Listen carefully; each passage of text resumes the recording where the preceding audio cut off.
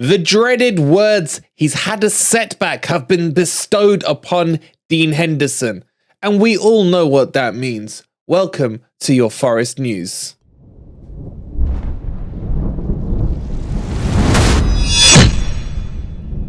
Good morning, good evening, or good night, wherever in the world you are. Whatever time of day you're watching this, hope you're having a fantastic day, and welcome to the weekend, and welcome to your Forest News. And there is a lot going on today, so make sure you got a big pile of popcorn. If you're celebrating Eid Mubarak to all you out there. Hope you had a good Ramadan, and welcome. Guys, coming up today, we're going to talk about this Dean Henderson injury, which has absolutely just added another thing to annoy me even more.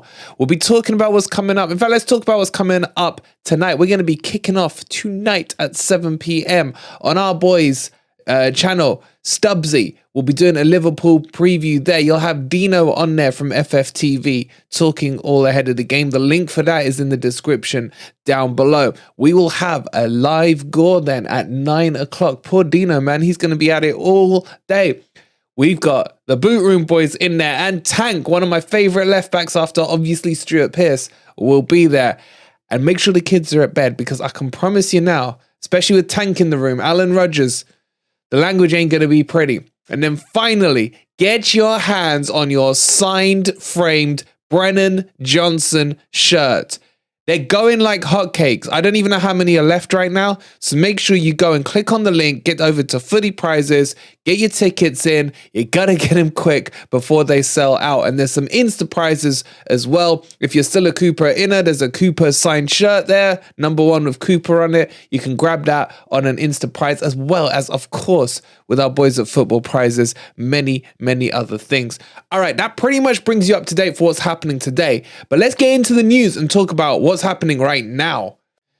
I'm sorry, but I'm so sick and tired of the updates and the way we're treated like almost dogs when it comes to injury updates. Like, what is going on, man? What is going on? Why can't we be told what's going on with the players? And when we get told something, why is it, I don't want to call it lies, but let's say the truth has been stretched. We were told initially with Dean Henderson when he got injured, he may be out for a week, he may be out for 2, it may be less than that, it may be more than that. Just don't say anything if you're going to say crap like that, seriously. And then it was becoming more and more obvious to me, especially when we signed Navas, that this Deano Henderson injury was a lot more serious. Forget what Cooper was saying there. The signing of that level of a goalkeeper to at least match or better Henderson told you that Henderson, he ain't playing no time soon. And that was back in the January window, if I cast your minds back. And then we had another update a couple of weeks ago saying Deano is about to go back into full-time training, basically will be available for the Liverpool match onwards. Come the Liverpool match, and suddenly we get told in that double language again that he's had another small setback. Now I'll read out the quote to you, so I don't want to misquote anyone, but here's the quote. So, in terms of Dean Henderson, this is what was said, I believe, by Cooper. He says, he's not back in training, he's not really any closer. He's still in the medical room, unfortunately. So we'll see where that takes us in the next week or so. I hope he will play again this season, but I don't know, to be honest. It's a bit inconclusive. So we will see. It's just been ongoing. There has been a small setback.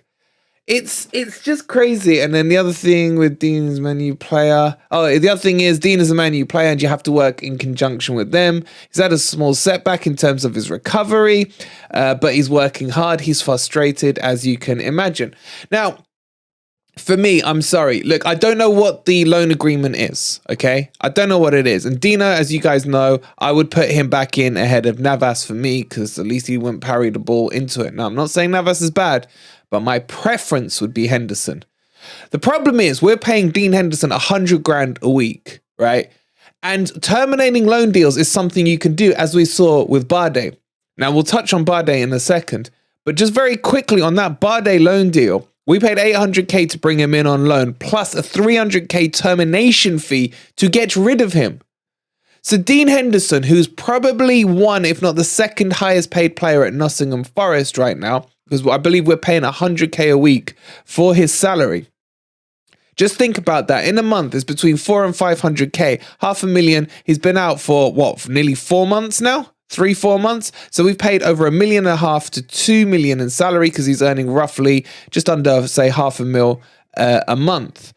Why wasn't this loan deal terminated as soon as they saw the seriousness of the injury? And we could have saved ourselves another $1.5 million. That would have recouped some of the Barday money that they decided to throw away on a player who we were crying out for. It was brilliant. And guess what? That's exactly what he's proven to do. I'll get onto him later. So my frustration is this. This to me sounds like the updates we had on Nia Kate earlier on in the season, where we were being told, he's nearly there, he's there, he's, in, out, shake it all about. Like, just be straight with us. Hendo is not coming back this season. We've heard this with Omar Richards. The same style of sentencing, of wording and all that has been placed on this one. So for me, season over for Henderson. Goodbye, Henderson. Love those 20-odd games you played for us. I think you're a brilliant goalkeeper. You're better than De Gea. I mean, after De Gea yesterday, you should be a walk-in in the Man United team. I would love for him to come back to Forest on a full deal. But for me, why have they not terminated the deal? Now, there may be a clause in the deal that Barchester United are picking up the tab while he's injured. I don't know. Sometimes you can get that in a loan deal, sometimes you can't. But man, just at least tell us what the hell's going on, because a small setback and then saying he may not play for the rest of the season, with our medical team, that only spells one thing. But get your thoughts down below. What do you think on this Dean Henderson story?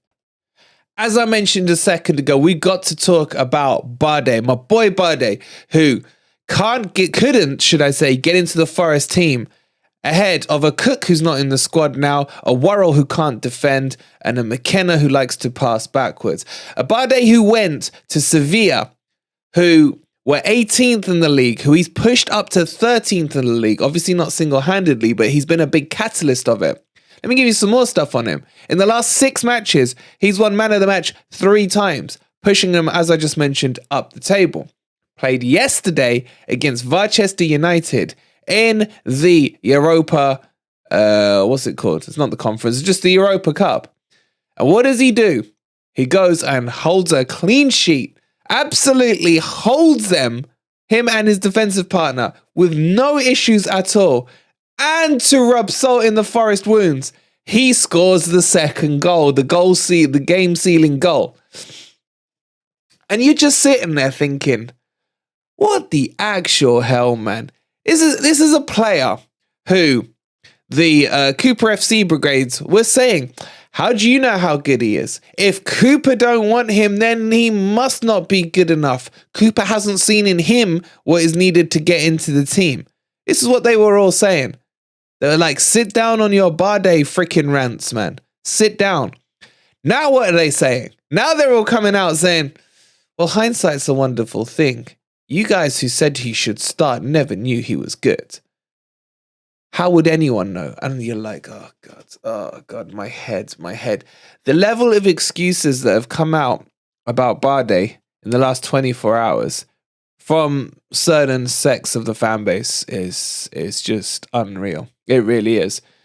And I still can't believe he couldn't be put into a team ahead of Cook, who again, let me remind you, has been dropped from the squad in January. And look what he's doing in Sevilla. And Sevilla had the option to pick him up for 10 mil. Guess what? That was an option Forest had. I think it was about 12 million euros that we had on that one. So we don't get tabs on that anymore. Now, the other excuses that have been thrown out were that he was injured, which isn't true when he was here. And the old classic one is what Cooper himself said, where he was trying to adapt to get to know the language, etc., because he's a French speaker.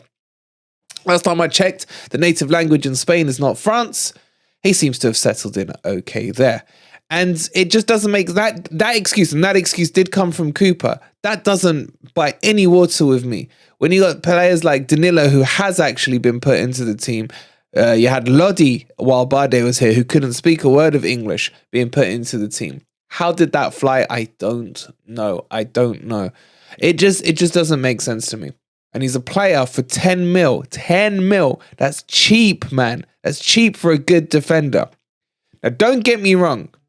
Niakate and Felipe are my choices. People are saying, oh, because we got rid of him, we were able to bring Felipe in. I don't think that was the catalyst for it at all. But Felipe and Niakate are my first choice. My first choice before Felipe came in, you can go back, I got receipts, would have been Barday and Niakate once he's fit.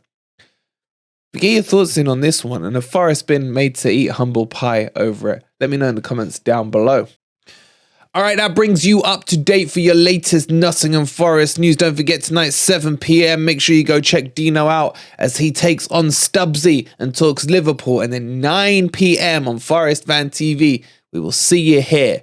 It's going to be so much fun with the Boot Room boys. I love these guys. I'm secretly a Tank fanboy, so but I got to ask him a few questions. Also, we will have a Q&A in there for your questions to Tank.